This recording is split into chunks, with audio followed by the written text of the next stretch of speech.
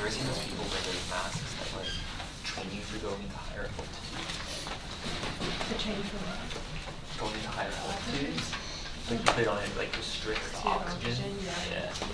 I've seen some people gym At the gym? like on the treadmills or the stair things. And I'm like, whoa. I'd be so worried about fainting or something. Another thing is the gym and on top of the mountain. I mean that's fair, but it's also pretty good. Mount Everest. My My dad always joked about hiking Everest. We just watched this little thing. Wait, which one? And cry. I don't know. Was it Maybe it's K2? called Everest? I think it was just called Everest. I watched that movie. Yeah, really good. Well, My dad, yeah, I didn't want to go back. He, I guess I heard that he like joked about it. And I really started crying. I was like, I didn't joke about it. Yeah. It's too overcrowded and because the Philippines government doesn't want to like remove number of permits they give out because they get a lot of money. Yeah. Well, really cool something to do with Everest. Sorry, I didn't mean more than that.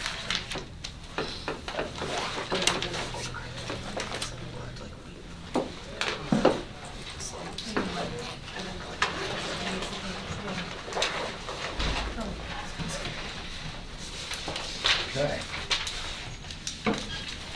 So this is returning this homework 5. Some solutions are posted that work through things. On Monday, we looked at confidence intervals for a mean, kind of frequentist approach, thinking about standard error, sampling distribution. Then we'll do this today, but now when we have 2 independent samples. Well, 2 samples. They could be independent or they could be matched pairs. And so it continues that same logic. We'll look at formulas, do a little bit with the R computing, do confidence intervals with estimated standard deviations quickly in R. And the homework that's due on Friday has some problems where you assume either the standard deviation is known or not known, and then it's 2 samples, either independent samples or matched pairs to illustrate those things. But any questions about things? So last time we had 1 sample, and we had x1, x2, up to xn. There is some mean mu, and that's really our goal. We'd like to know that parameter.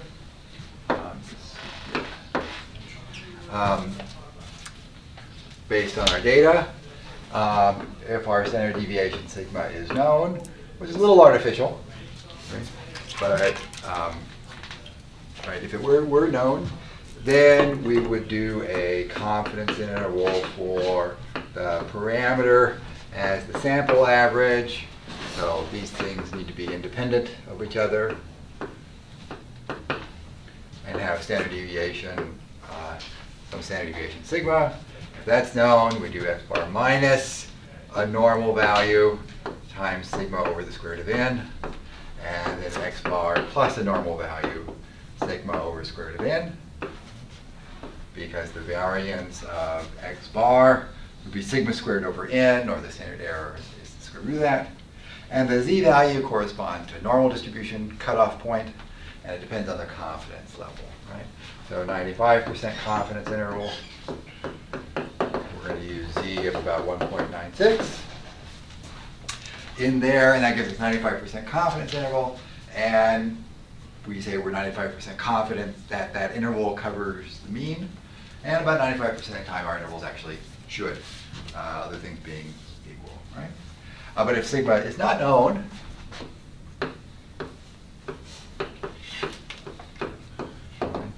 we use S as our estimate of sigma.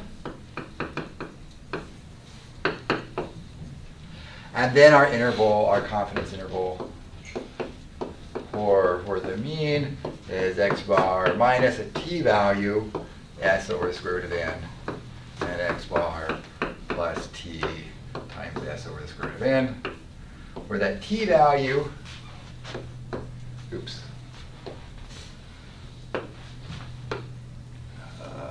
there we go, mu. Let's try that again. So the t value is from a t distribution within -1 degrees of freedom, and for a 95% confidence interval, we might represent that as, the 0.975 value, because 97.5th percentile. Some books would put 0.025, meaning the upper 0.025 tail. But anyway, it's going to be a little bit bigger than 1.96 for things. So the multiplier gets a little bit wider with that, right? And so that would be our 95% confidence interval. Right. And so that's what we did, right? So we can use our data. It reflects the sampling distribution. Standard error is in there. The central limit theorem lets us use z, or t is kind of the substitute for that with the estimated standard deviation. And so this should work pretty well in practice, kind of the classical approach to this, right? So but now we're going to imagine we have two independent samples. We can call them x and y's. Two independent samples.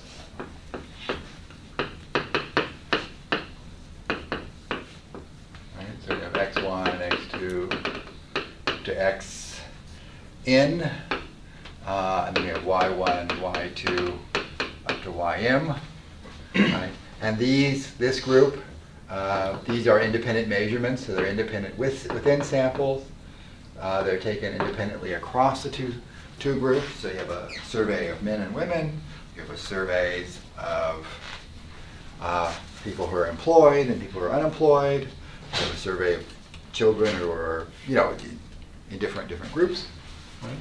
These ones have some average right here. These have some average here. These have some standard deviation. These have some standard deviation. And our interest that we're going to talk about now is the comparison of these two means. Right? And so we're going to express that as a difference. I mean, there could be other ways of doing that. You could take ratios of means, or, primarily that would be the other way to do it.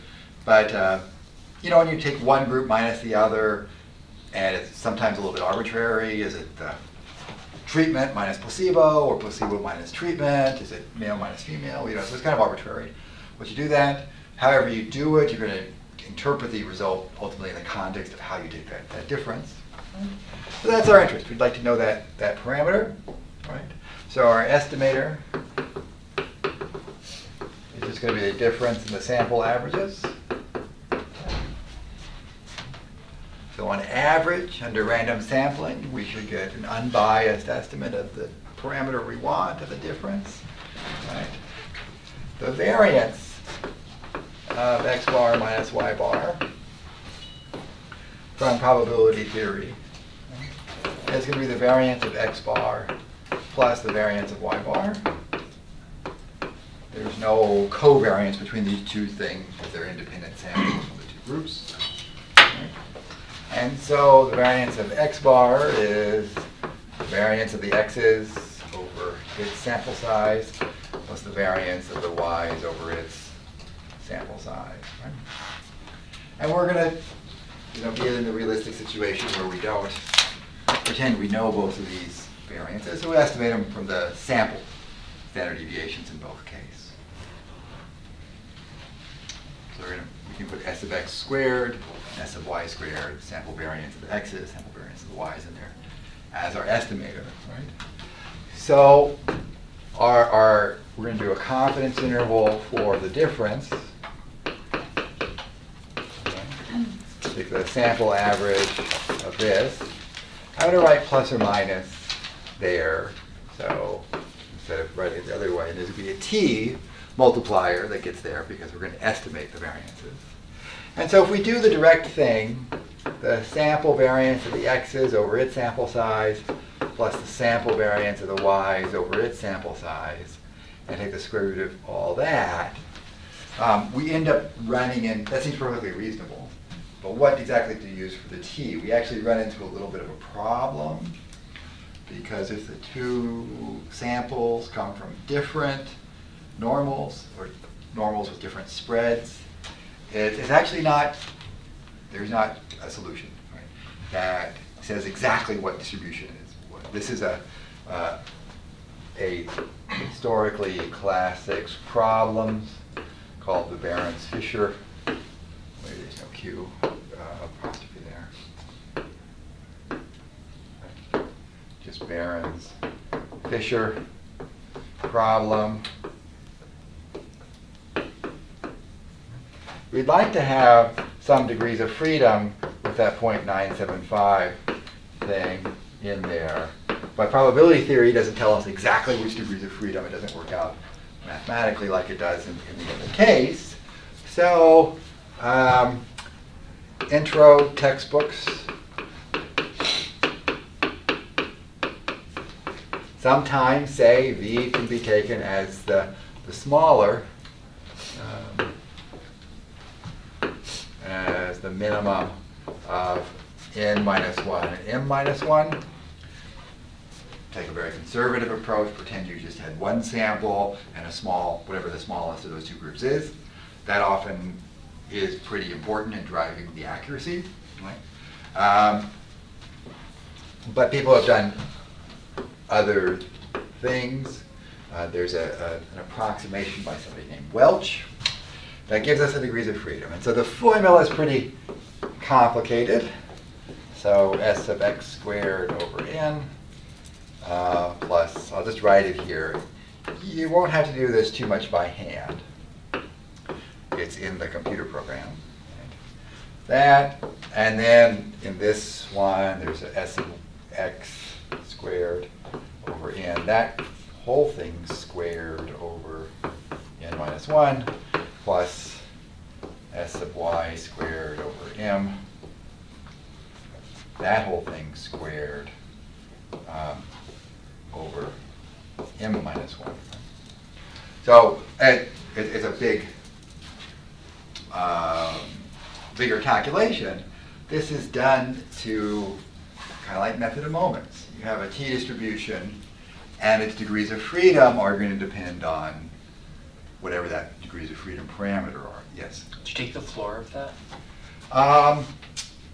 No, Is it guaranteed well, to be an integer? it's not guaranteed to be an integer. So then how do you have non-integer degrees of freedom?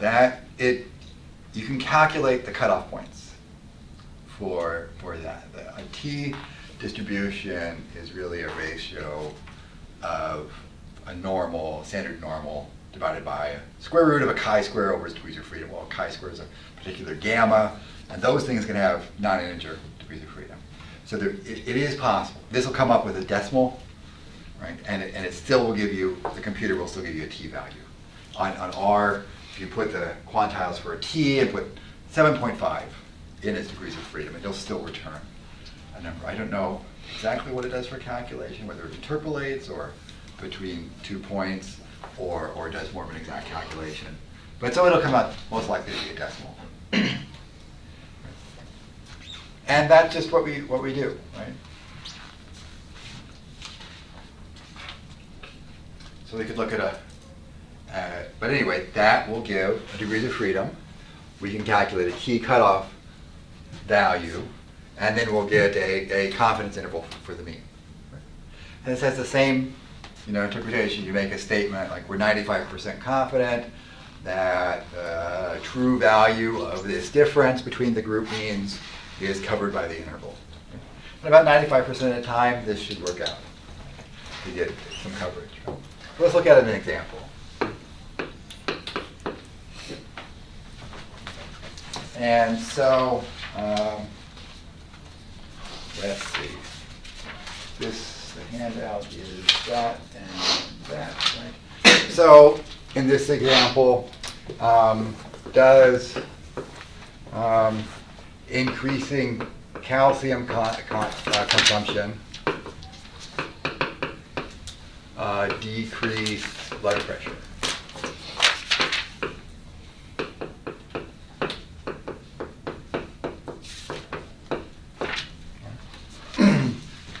So there's been studies to look at that, and most of them find some relationship And it seems to work among men, among women, among different race ethnic groups, that people that are deficient in calcium intake sometimes have higher blood pressure. It could have to do with the stiffening of the arteries and things like that and other processes. But it's just particularly strong in black men in observational studies. So an experiment was done. Right? They found 21 healthy black men, right? Whether that is asked as African American or black or self-identified, that's how it's reported in the source I'm going from. They're given calcium. So one group got calcium supplement for 12 weeks.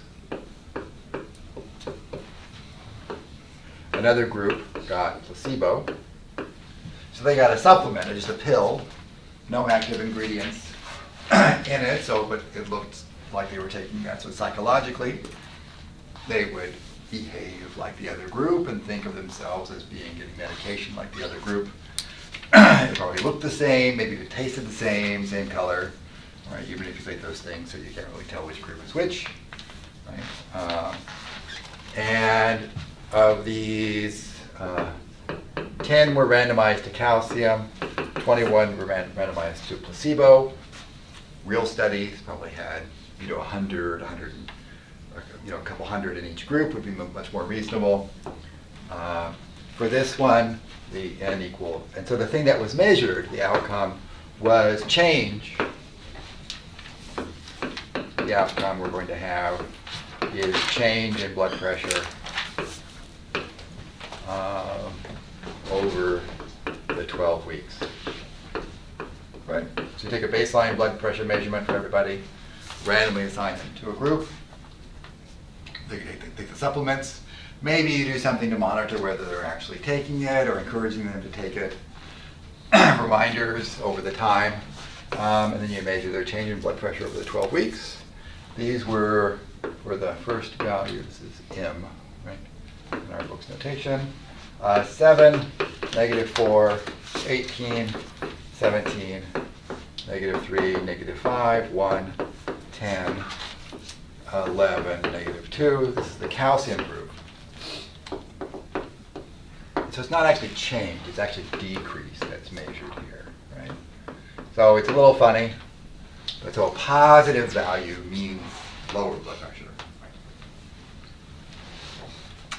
So a lot of these larger values that's a good decrease, and the ones near 0 or about no change. For the 11 in this group, it's -1, 12, -1, -3, 3, -5, 5, 2, -11, -1, -3. This is the placebo group. So those would be the raw numbers, right? So in a study like this where we're doing the testing, we have the abstract simples of x1 up to xn and so on. But these are the actual numbers that we get. So to do the test, we want to do inference for the average with calcium.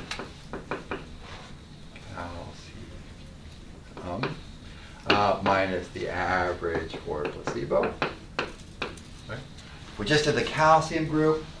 Anybody involved in a medical study where they're talking about the benefits of calcium and taking a pill, well, psychologically, something might happen. They might, maybe change their behavior in terms of other things. You're in a medical study. Oh, I'm not going to do other things that might raise blood pressure or harm, be bad in terms of diet at this period of time. And so if they're randomized and there's a placebo group, kind of those things should be, that a placebo effect then you should see the real benefit of actually having the calcium. We can put these things some summaries into a table.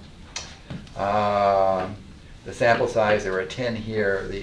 The averages for this group is 5. And the standard deviation for this group is 8.7443. for the placebo group, there were 11 individuals,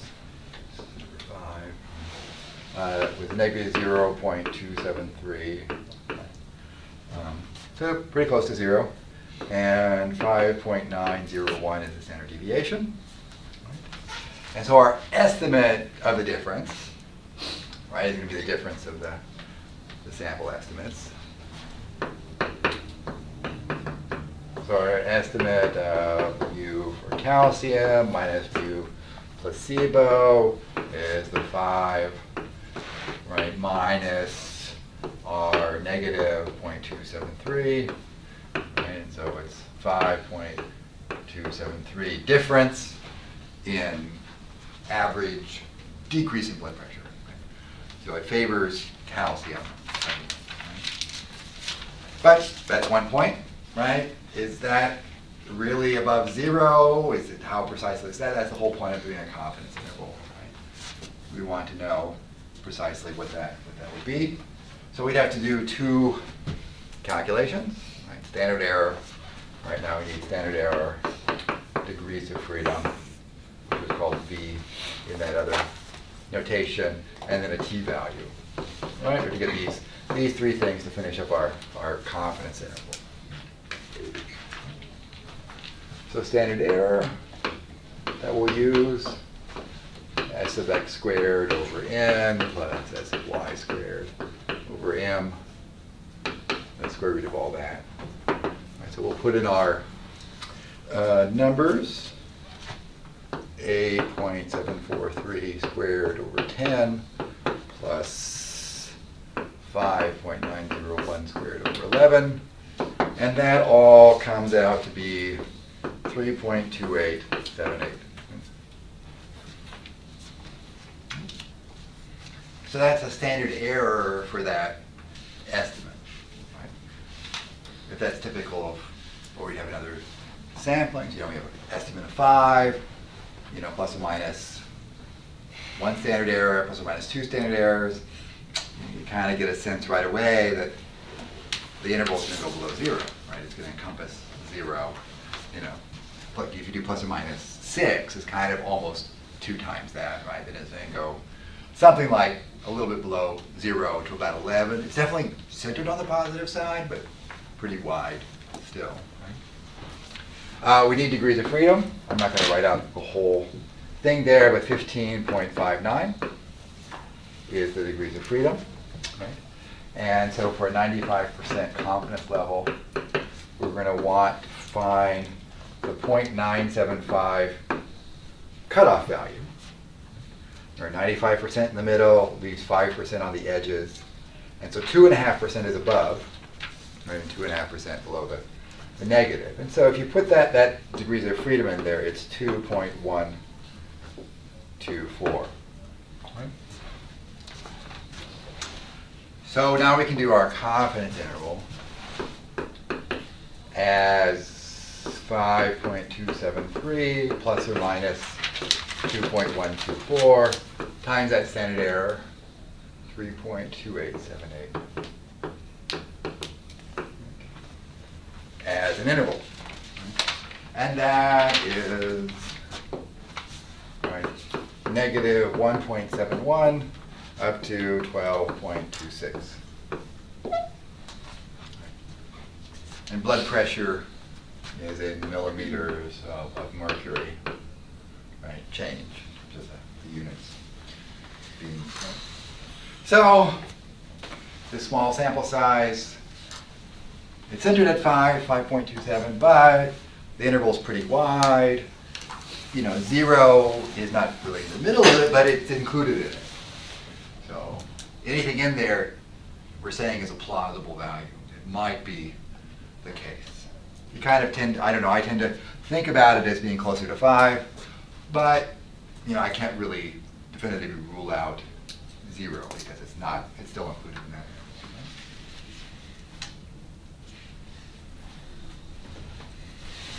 But anyway, that's the interval. We got our statement, right? If we had bigger sample sizes, right, it's going to change the standard error, make it smaller. It would also change this degrees of freedom. We'd have to recalculate that. And as we get bigger degrees of freedom, particularly in both groups, right? If both groups get larger sample sizes, this thing is going to go down towards closer to 1.96, closer to 2. And we're going to get narrower intervals. And if it persists with additional data collection to be around 5, then eventually it's not going to include 0, and we would have been convincing that's not 0. Yes? How do you get t value? How do you get the t-value? So this one, we can do this in R. So now let's look at how we can do the computing. Many introductory textbooks from the past, would have given you a t-table where you would look up things in a table, but we can use R to do these things. So I started R, and these are the X data, and these are the Y data for these two groups. This is in this R script, so I just started a new R script here and type things here. Or you can type them down here in this window. All right, so there's the, right, if I run this, there's the X values, there's the Y values. So X now looks like that, and Y looks like that. After you type them in, you want to check that you type them accurately. Some professional organizations have 2 different people type in the same data, right? And then they compare them. So it's not just a visual check, and if they see any differences, then they can figure out what one is there. So actually getting the compute data into the computer can have a little bit of time consuming. If we wanted the mean of X, there's the average of X is 5, the mean of Y is that number. All right, so the mean of X minus the mean of Y gives us the difference. The standard deviation of X was that value, standard deviation of Y is that value. So to get the standard error, right, we can take the square root of, now the variance of X is the standard deviation squared. And there were 10 of that group. The variance of Y divided by 11 is that group. So that's the standard error. In R, instead of retyping that to put it into a confidence, often you might want to get the standard error just by itself and know what that value is. To get a confidence interval, I might assign it to a number. So now this SE is that value. Right? So instead of retyping that whole formula, I just type SE, and it saves me. It makes it prettier to look at, easier to read than a lot of numbers. So the mean degrees of freedom, right? I'm just going to take what I had from the calculation instead of recalculating that. That was 1.5, 15.59. So that degrees of freedom shouldn't be more than the sum of the 2 sample sizes, right? So with 10 and 11, that's 21. It actually should be 19 or less, right? A couple less than that, right? So, and it shouldn't be lower than the smallest group minus 1. So it should be between 9 and 19, right? And so 15 is pretty reasonable. You can get percentiles for a t.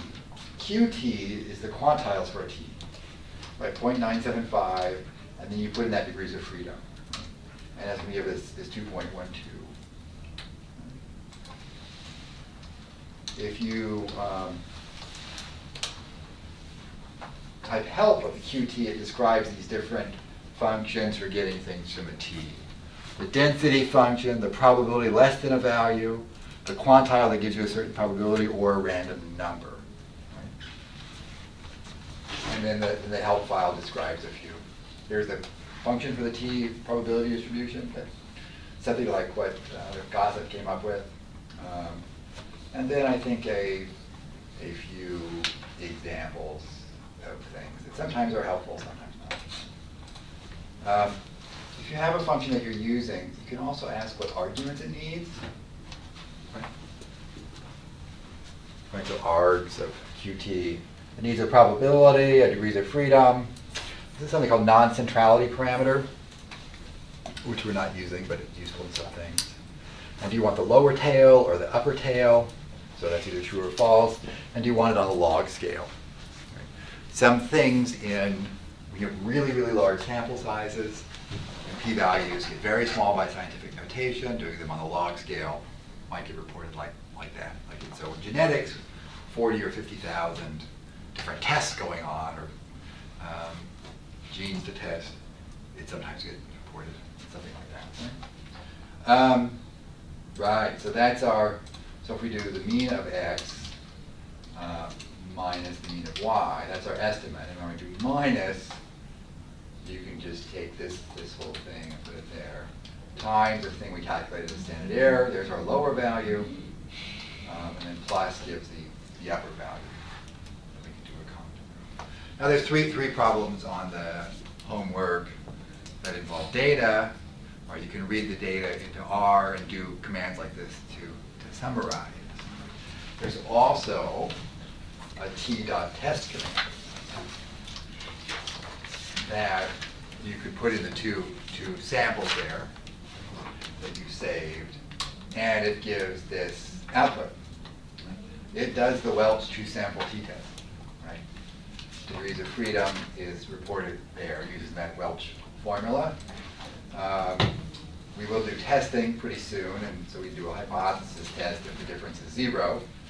And the p-value of 0.1288 is not small, so we would not reject 0.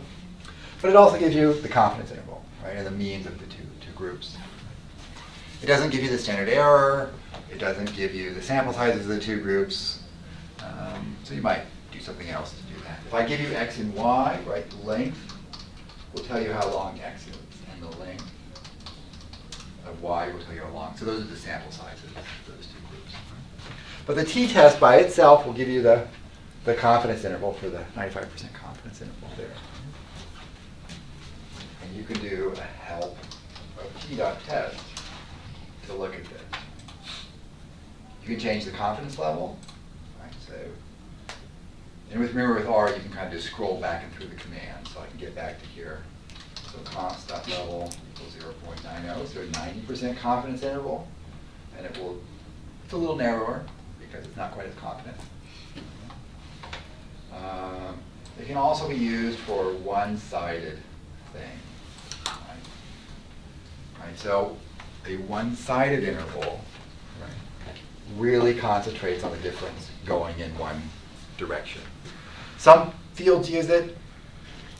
It's less convincing to me that it's, well, in some contexts, like you've had a drug approved and now you're testing a generic drug.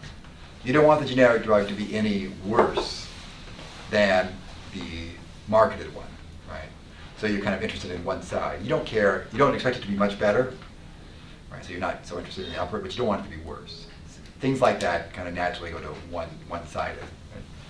Kind of, there's an area of statistics testing in pharmaceuticals called non-inferiority. Right? So one-sided things.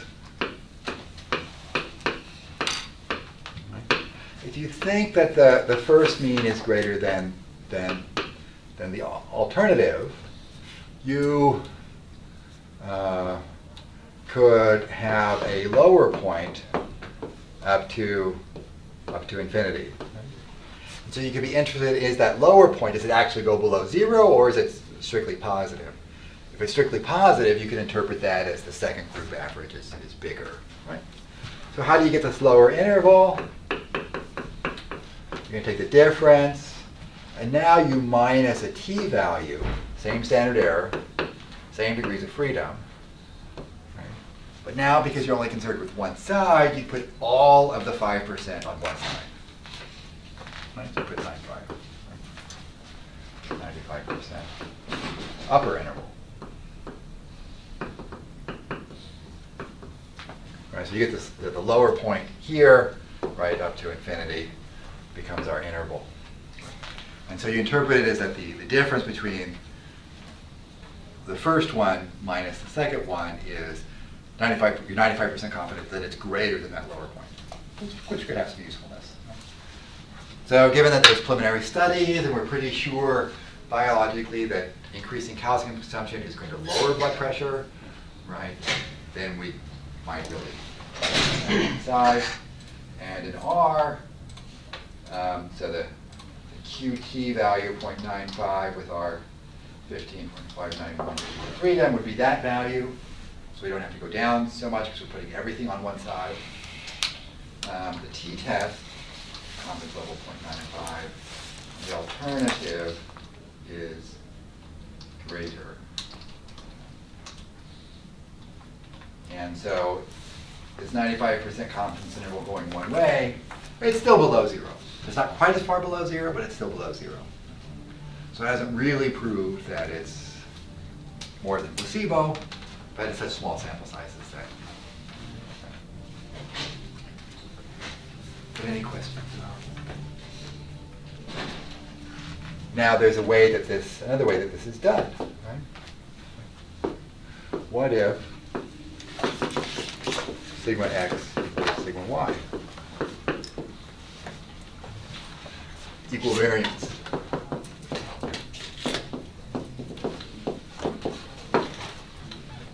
Right? So if it's equal variance, right, and the kind of spread of the two groups is the same, if you kind of look at that in the data, you can do a histogram. So the book asks you for the homework problems to do a little bit of summary. So you can do a histogram of x. There's a histogram of the x values. There's a histogram of the y values.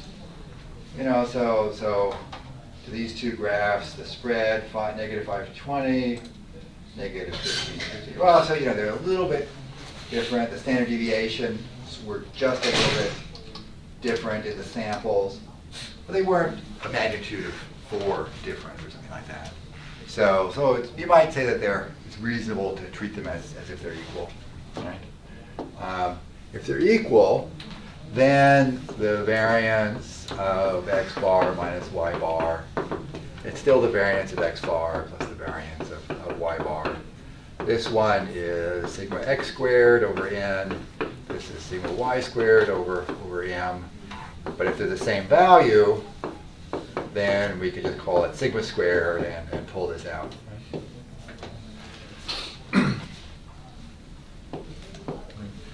And so you get a slightly different formula. Now we have to estimate one thing, right? And we have 2 independent samples to put together to do it. So we're going to take the estimate of this thing. Sometimes it's called the pooled or combined estimate of variance. So we can take the variance of the x1 and the variance of the y1, and we want to average these together.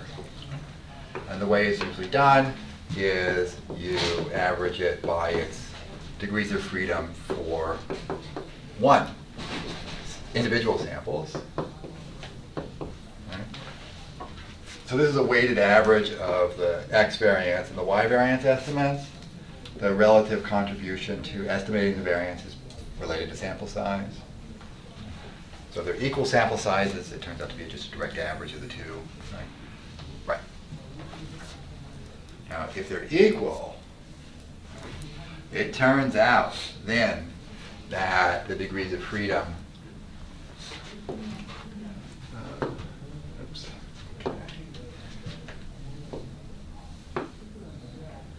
that then this little v, the degrees of freedom, ends up n plus m minus 2 gets to be used. And it's an exact probabilistic relationship, and so it is that p-distribution. No decimals or anything like that. Confidence intervals look the same. Well, the confidence interval, then we report 95% confidence interval for use of x minus use of y is x bar minus y bar plus or minus a t-value 0.975 for 2-sided n plus m minus 2 degrees of freedom. Now then there's a sigma hat for the common one, and then there's 1 over n plus 1 over m. If you pull this thing inside, it would be squared, so it would be sigma hat squared over n plus sigma hat squared over m, and it would look parallel to the other one.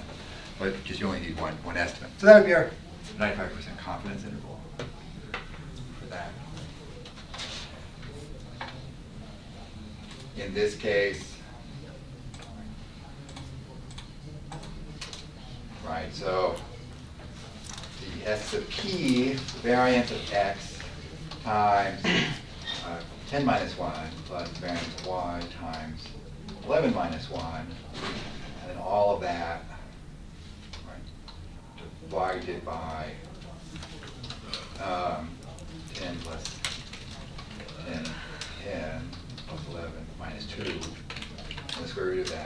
7.38, right? So this pooled one, right, is going to be between your two individual ones, right, in there. Right? So we would use that to make a confidence interval. In R, with the t-test command, let's just do confidence level 95. There's a command, var.equal. You can say true, right? And then it will do a two-sample t-test with equal variances, right, for you. So here's the confidence interval. Things don't change terribly much, right, from the other one. The variances weren't too unequal, but sometimes you get bigger degrees of freedom, so the t-value is smaller. So it typically is desirable to do that. I usually like to pool variances, and if it's at all reasonable, if it's all reasonable, because you're focusing on the means, and the variances are different, it's kind of like the distributions are different in different ways. So if you can call the variances equal, if that's plausible, and do the two-sample test with equal variances, that makes a lot of sense. Other models like linear regression or analysis of variance also have that underlying equal variance assumption. So it's kind of there in these other methods. So it's good to be kind of aware that it could be an issue. But it's worth checking to see if things are kind of similar. Right? If they're not, then you can do unequal variances. And this t-test, so some of the problems just give you summary statistics, and you would do it by hand. You might look up the t-values with that quantile per t function in R. The book talks about that a little bit. But otherwise, you can use the t-test command for some of the ones where you get data. And like a histogram, right, once you get a histogram of this, under this export, copying to a clipboard, you can copy that plot, as a meta file or a bitmap. The meta file kind of goes with Word documents pretty easily, I think. But I'm not an expert in doing that. I put on meta file, copy it, and paste it in someplace. And then you could play with it by sizing it to make it smaller or things like that. That's one way, or you can save it as a PDF. I think, and if you put those into pages, you can kind of make them smaller or bigger. It doesn't ask for many graphs. If it would be acceptable in this case because the graphs are kind of small. If you make the graphs and want to draw them by hand in a picture and comment on just a couple words about their shape, is it kind of skew? Is it kind of symmetric? Is it kind of flat, or is it kind of bell-shaped?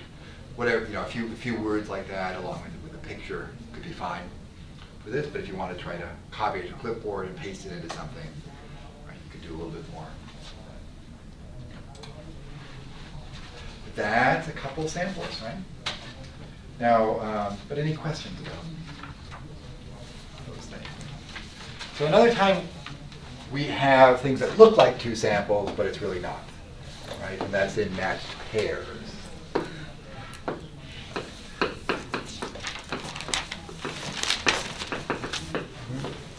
So matched pairs studies are ones where there is, x1, x2, down to xn.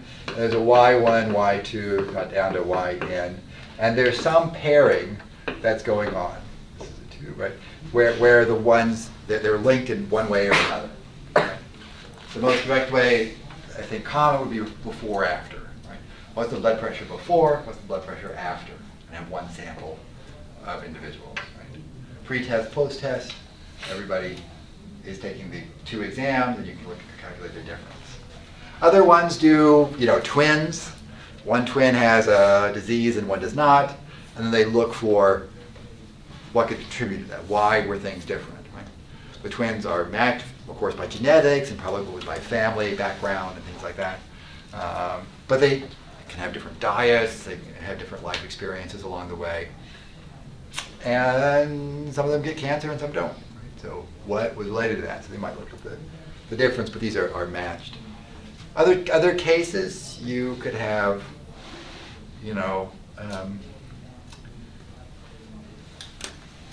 that wouldn't necessarily be be twin, you could have two households on a street, right? And then do something to, at one household, give them some information or enroll them in a program and have that other one as a control, right? Or offer them two different insurance policies and see how it goes. Back in the 1960s, President Richard Nixon was actually interested in health care, universal health care for people. So this is not a new idea. It's been around for a while. And the RAND corporation out in Santa Monica, California, actually did a randomized experiment of health care. So actually offering people different plans, and in that they used a lot of controls, but in individual studies you could match to people. This could be particularly useful if you have small resources, right? Because there's often a correlation between these people if they're similar, right? So if you had a small group of cases, a small group of individuals. One guy I worked with and I went to graduate school with was looking at a study of post-term birth. What happens if mothers don't deliver by about 39 weeks?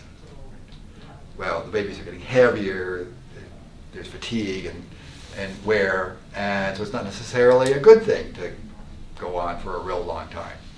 And at 39, 40 weeks, there's some options: induced labor, cesarean section. So you could, have the baby be born and not just wait to 42, 44 weeks or something way past what's typical. So they had, a number of individuals of mothers who had post-term births, but they have a huge possible group of ones that have regular term births, at 37 to 39 weeks, right? And they want to follow the children for 3 years or 5 years to get developmental outcomes. Well, they're not going to follow 10,000 regular term children to find out. And the mothers that were having longer pregnancies tended to be older, tended to have other, health issues and things like that. So they were not kind of a random sample. So you could take each mother over here and match that person to a mother of the same age, same race ethnic group, same smoking status, same obstetric history. Have they had children before? Have they had difficult pregnancies before? And all that, right? Or a miscarriage before? There were so many over here that they could find and match on a whole lot of things. And then for their 2 children born, they could see how they're performing at 5 years. And it's a lot more precise. It controls a lot of that variability. But the point of this is once it's matched pairs, we're interested in the average X minus the average Y, but the variance of X bar minus Y bar is not the same as before, right?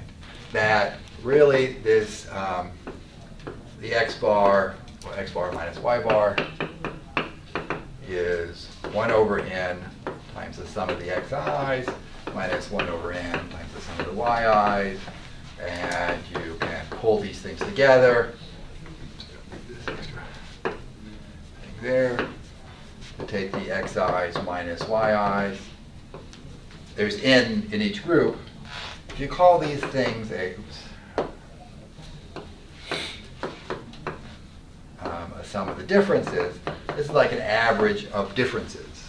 Get rid of this extra line there and put it back in when I can. The X and Y's are going to be correlated. So the variance of the difference is not just simply the sum of the variances. In fact, if they're positively correlated, it should be a lot less variable, right? So in these cases, I don't need anything up here. We're really going to treat it like one sample. Right? So treat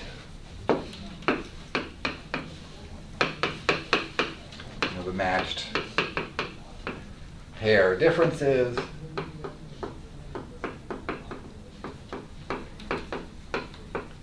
as one sample. Right? So we have n differences. We can calculate the average of those differences. We can calculate the standard deviation of those differences. And so our 95% confidence interval for kind of the average difference, which is equal to the average of the x's minus the average of the y's is going to be our D bar. It's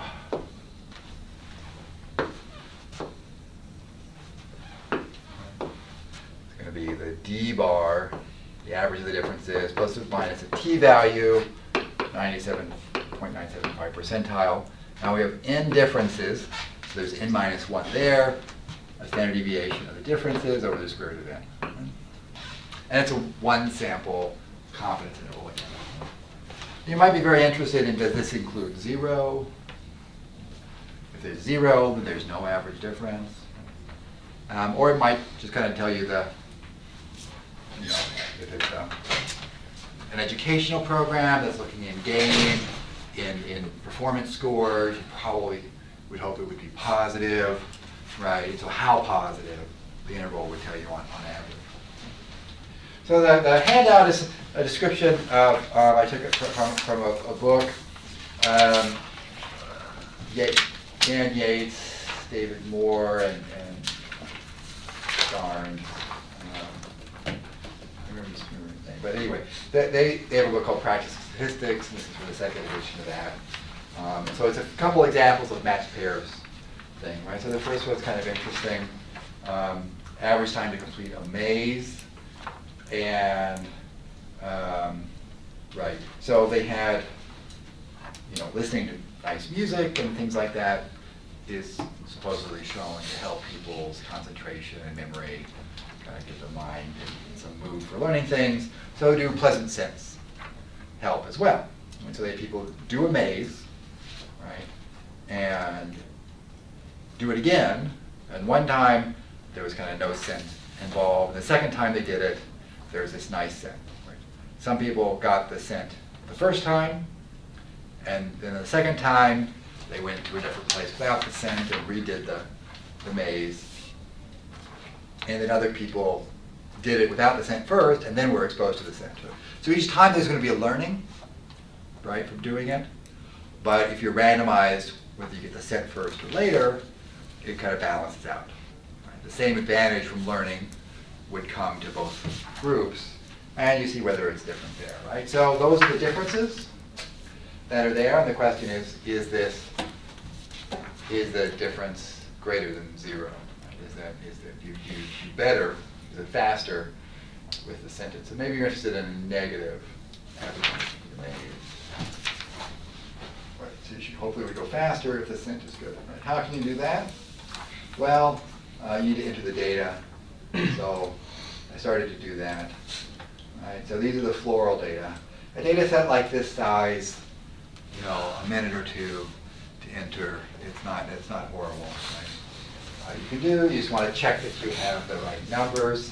You don't. In this case, we had the differences. We could take x minus y to get it. But those are there. Once I do this, if I run, now I call it floral. So floral's in there. Yeah, that might be over here, right? So let's look at the differences. There they are. It was kind of in the middle of the individual values. Seem to go negative 30 to 30. Right. That would be one plot. A box plot of floral would be another way of looking at it. Kind of shows you a little less detailed than the histogram, I suppose. Right. There's stem plots. That would show you a little bit more about the value. It's kind of the same picture in different ways. The mean of floral is 0.96. Standard deviation of those differences is 12.54. The standard error, right, how many differences are there? There's 21, so n should be 21, just like in there's 28 subjects. And so we would divide the standard deviation by the square root of 21. That's our standard error. They call that standard error. Now that overwrote the other standard error because I used the same name, but that's okay. If we want to do 95% interval, we need a t-value. 0.975. There's 21 differences. We use 20. Right? So that value is going to be this 2.089, 2.0859, or 6, right? So we would do the mean of the floral plus, you do kind of this little trick of -1 and 1. You'll do it one time with negative, one time with positive. We need the t-value. Let me just keep all those decimal places. Times the standard error, and that's all I need. Right? So that's our 95% confidence interval for the average difference. Right? And it includes zero, right? There might not be any benefit of the floral over the other one in this one particular type of maze.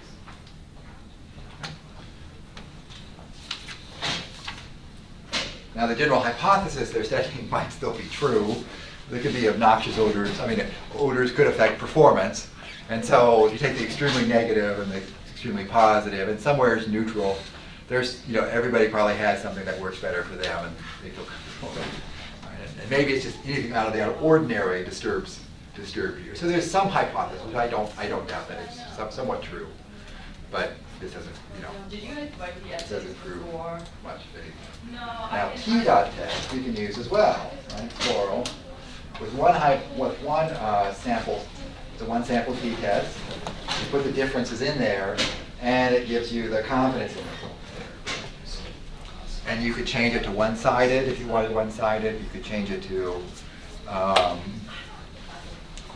yeah, you could do that. You could change the confidence level if you wanted to, but that will do it. Right?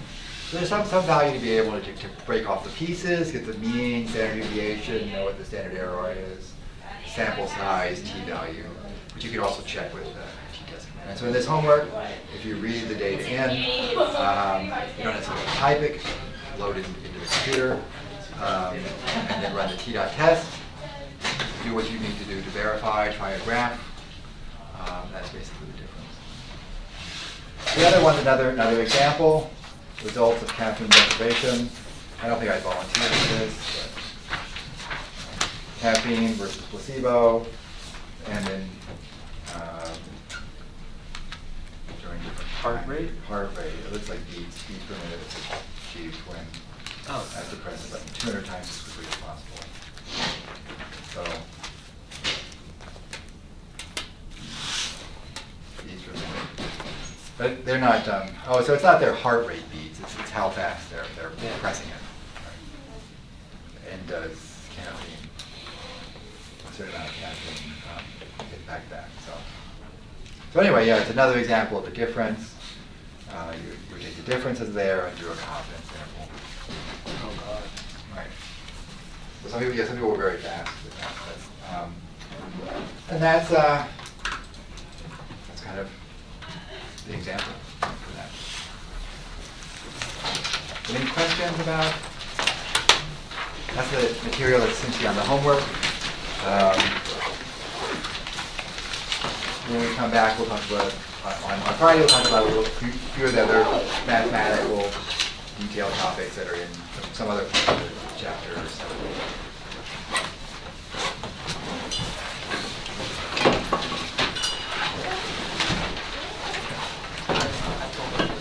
Oh, thank you for bringing it in. You consider yourself to be dependent on caffeine?